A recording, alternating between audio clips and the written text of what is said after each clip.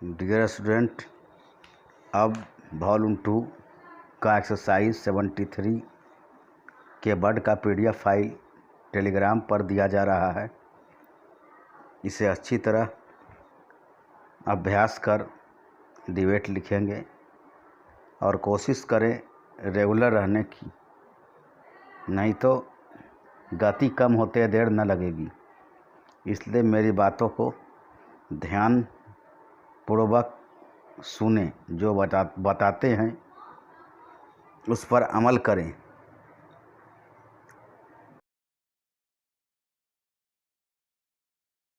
चलिए आप लोग रेडी हो जाइए। स्टार्ट। महोदय, मेरा यह हार्दिक विश्वास है कि जो बड़े बड़े काम हमारे सामने हैं उन्हें करते समय आप भारत के इस प्राचीन तथा चिर नवीन संदेश को याद रखेंगे और छोटे उद्देश्यों की तुलना में राष्ट्र और मानवता के हित की ओर अधिक ध्यान देकर सहकारी प्रयास की भावना से कार्य करेंगे। हमें भारत की एकता का अर्थात अपने भावी भाग्य निर्माण के लिए प्रयत्नशील स्वतंत्र लोगों की एकता का निर्माण करना है। इसलिए हमें उन सब प्रवृत्तियों को जो इस एकता को क्षीण करती हैं तथा हम लोगों में एक दूसरे के बीच दीवारें, सांप्रदायिक दीवारें, प्रांतीयता की दीवारें और जात पात की दीवारें खड़ी करती हैं, ख़त्म कर देना है। अनेक राजनीतिक और आर्थिक विषयों पर मतभेद होगा और होना भी चाहिए, किंतु यदि भारत और उसके लोगों का हित ही हमारा प्रधान उद्देश्य हो और हम इस बात को समझें, जैसा कि हमें समझना ही चाहिए कि इस हित की प्राप्ति पारस्परिक सहयोग और लोकतंत्रात्मक रीतियों से ही की जा सकती है, तो ये मतभेद हमारे सार्वजनिक जीवन को समृद्ध ही करेंगे। मेरा आपसे निवेदन है कि आप इसी दृष्टिकोण से देश की समस्याओं को हल करें और संसार के अन्य देशों के साथ निर्भयतापूर्वक और मैत्रीपूर्ण ढंग से व्यवहार करें।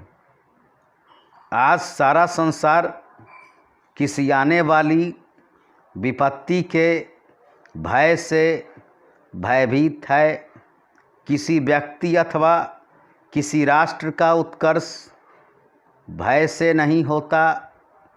वह तो जैसा हमारे प्राचीन ग्रंथों में लिखा हुआ है, केवल अभय से ही हो सकता है। हमने संसार के सभी देशों के साथ बराबर मैत्री की नीति बरती है और यद्यपि कभी कभी इसके बारे में भ्रांति हुई है, तो भी इस नीति को दूसरे लोग अधिकाधिक समझने लग गए हैं और इसका परिणाम भी अच्छा हुआ है। मुझे विश्वास है कि हम इस नीति का दृढ़ता से पालन करते रहेंगे और आज संसार के अधिकांश भागों में जो तनातनी है, इस प्रकार उसको कुछ कम करने का प्रयास करेंगे। भारत सरकार दूसरे देशों के मामलों में हस्तक्षेप नहीं करना चाहती, क्योंकि हम अपने देश में दूसरों का हस्तक्षेप पसंद नहीं करते। जहाँ कहीं संभव हुआ है हमने सहयोग से ही काम लिया है और हम शांति स्थापना में सहायता देने के लिए सदा तत्पर हैं।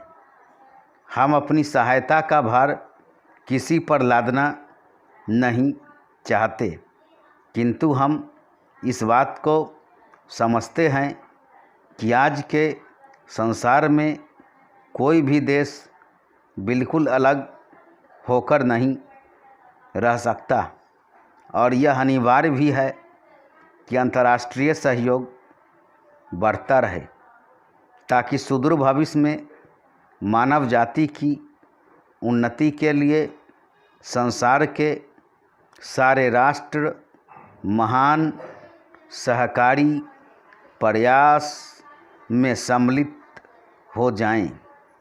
प्रायः 1 वर्ष से कोरिया में विराम संधि स्थापित करने का प्रयत्न किया जा रहा है, जिससे उन बहुतेरी समस्याओं को जिन्होंने सुदूर पूर्व एशिया में उथल पुथल मचबा रखी है, शांतिमय ढंग से निपटाया जा सके।